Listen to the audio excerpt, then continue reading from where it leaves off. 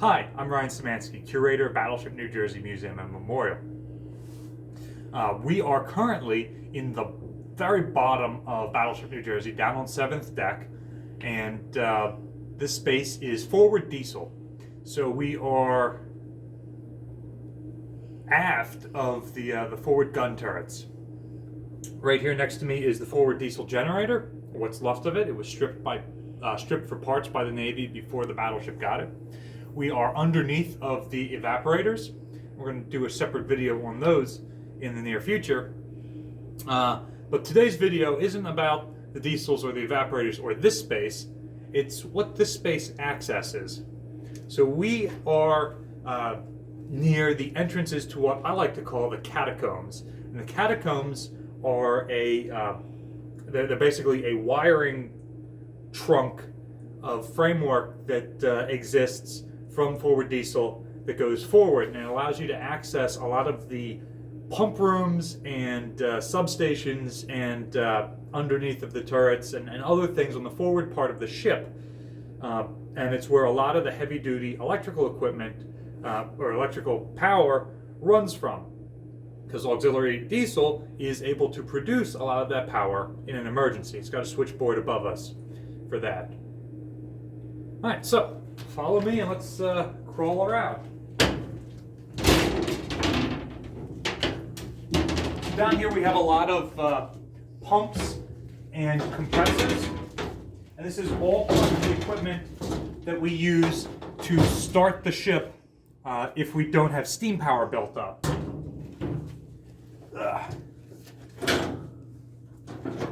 So now I'm down in the bilge. You can see all of our fuel oil strainers here.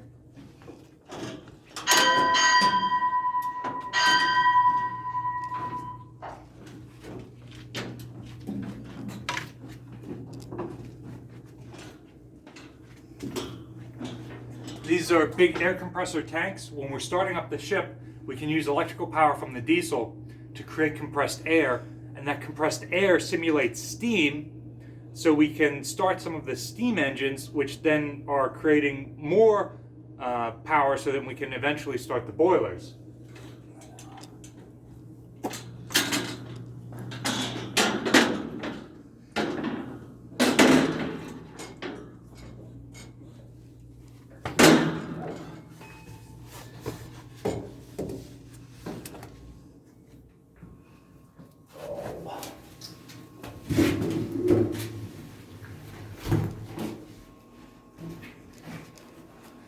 So this is actually one of two paired trunks. There's one each port and starboard, and we'll see crossovers like this one here, where you can go from one to the other.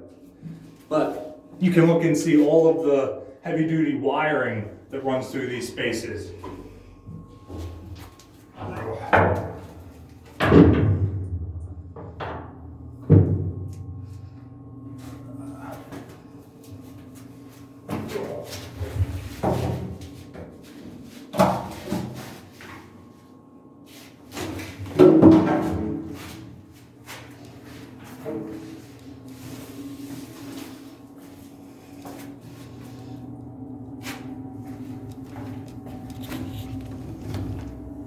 Well, you fit through this a lot better than I did.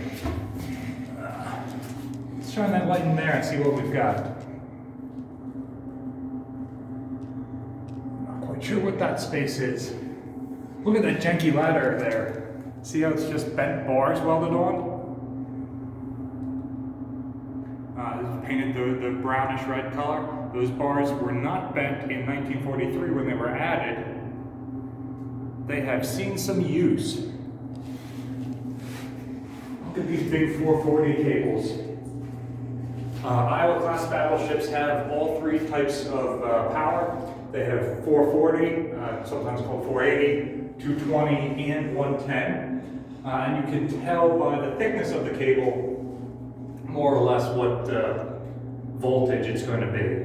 And you'll notice it's all the armored battle cable. It's got the metal wrapper on it. It's still flexible, but it's not going to break easily. Oh, no, too big, too big. Ugh.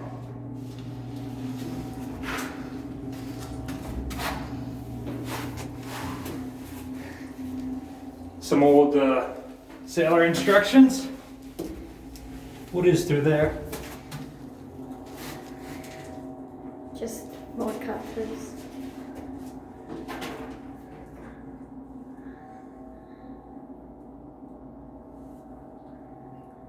I'm pretty sure these brass plates had to be added in the 80s based on the numbering system that's used there.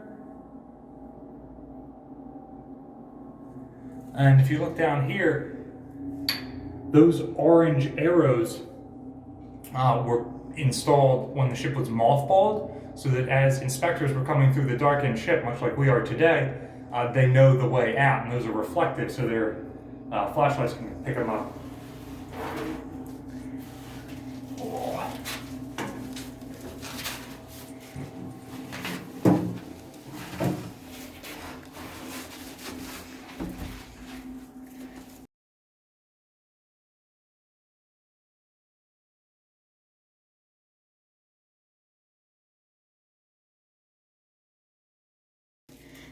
This one's actually got enough room to stand up.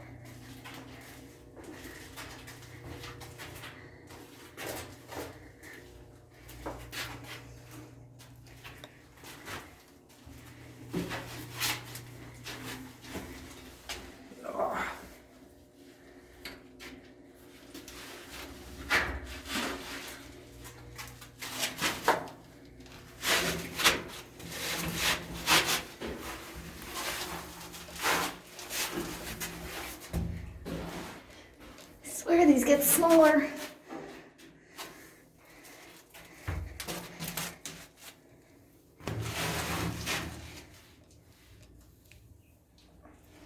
So here's something cool.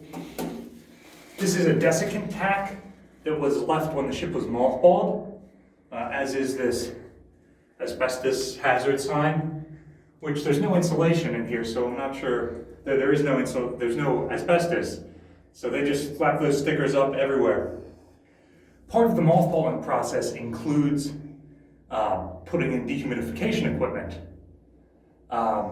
So the big dehumidifiers are put in places where they will fit, and they run flexible hose throughout the rest of the ship. You can't run hoses down here, which is why they put the desiccant discs. There are also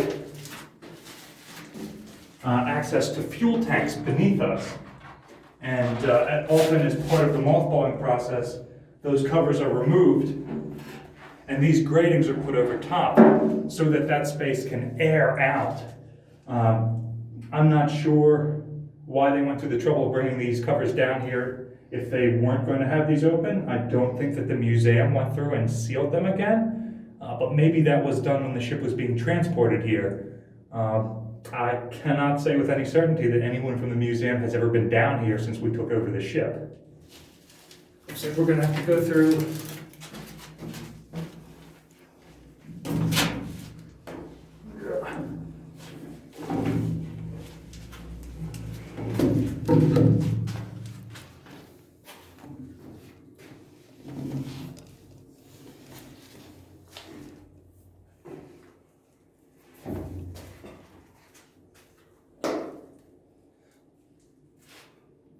So now we are in the base of turret 1. This is the lowest part of the rotating part for turret 1. If I climb up this ladder, we're in the powder flats.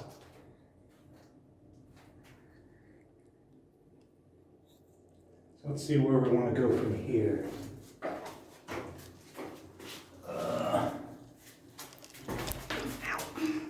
There is nowhere to go there, but stick the camera in.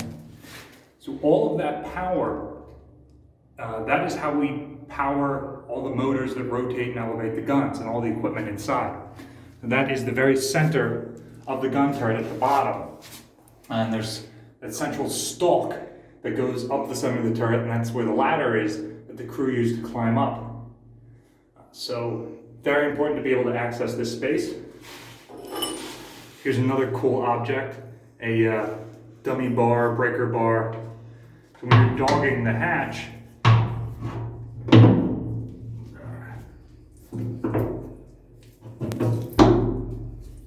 you can really torque down on it with this.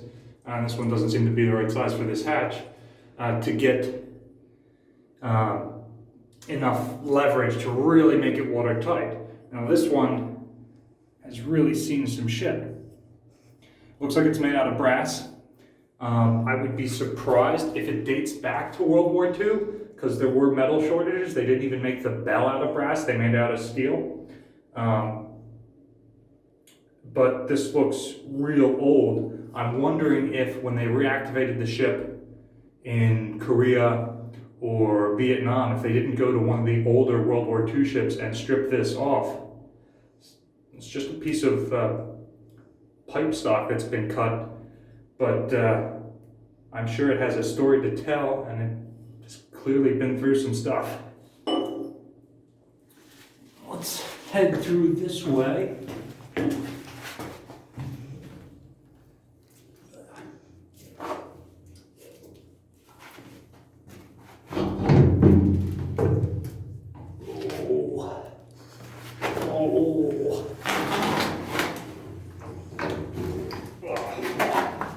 I'm getting too fat for this.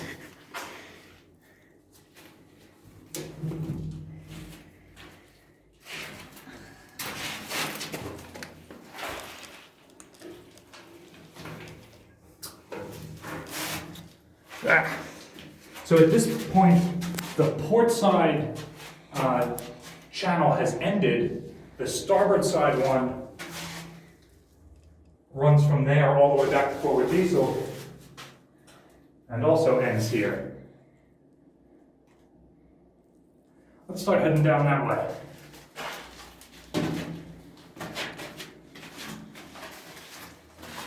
We need to find that pump room that's between these two.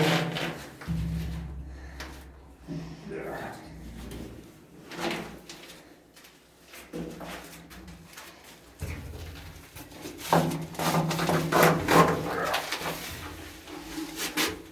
You'd think practice would make this easier.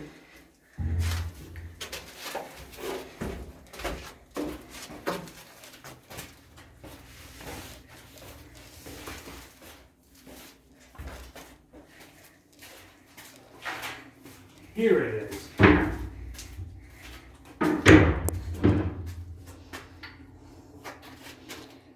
All right, so at this point, we aren't going to crawl all the way back through there to get back to forward diesel.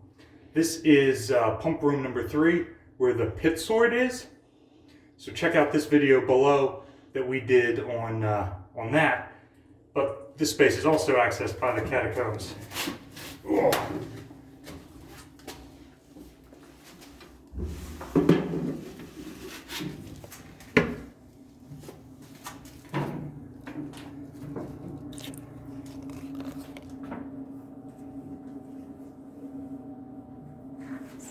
Poorly designed. Yeah.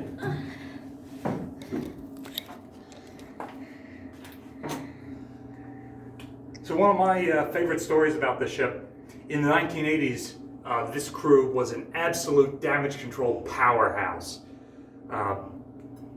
They trained on damage control so that every time they were tested, they performed really, really well. And that's why she's got the DC painted on the side of the superstructure. She earned an excellence in damage control.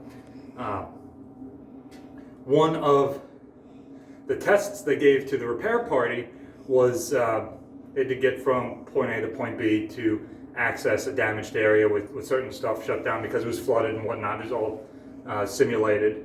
And apparently the evaluators were getting annoyed with some of the repair parties because they were able to get into these spaces and do that sort of stuff. So one of the repair parties that's based up forward near medical and had some corpsmen as part of it, and one of those corpsmen who told me the story, they were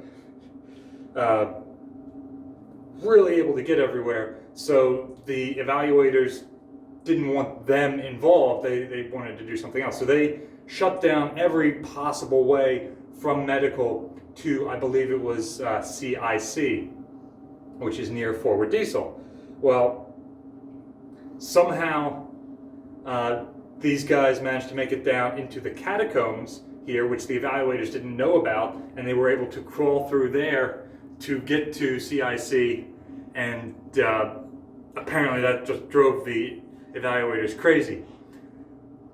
So these spaces are very little known. They wouldn't be traversed too commonly, but some of the crew apparently explored the ship. There were obviously electricians and whatnot who had to come down here and check this equipment, and they were probably taught that there's rarely only one way in and out of a space. There's always a backup in case that one way out is blocked off. So some of the crew, probably like the people who were stationed down here in the pump room, knew about these to get out. But very few people at the museum and very few people in the general public know about these spaces. So thanks for watching today. If you have any questions about them, or if you have any stories about these from your time on Iowa-class battleships, leave them in the description below. Remember to like, share, and subscribe when you're notified we're putting out new content. And just so you know, the museum is closing on Labor Day, and staff members are not going to be coming on board during that time, so we may not be able to produce more content following September 7th. Now, we have started a GoFundMe page. The link to that is in the description, and if we can reach some of our goals in that, we will continue to produce YouTube videos. But now more than ever, we really need your support to help make that happen. So check the link in the description for ways you can support the museum and our channel. Thanks for watching.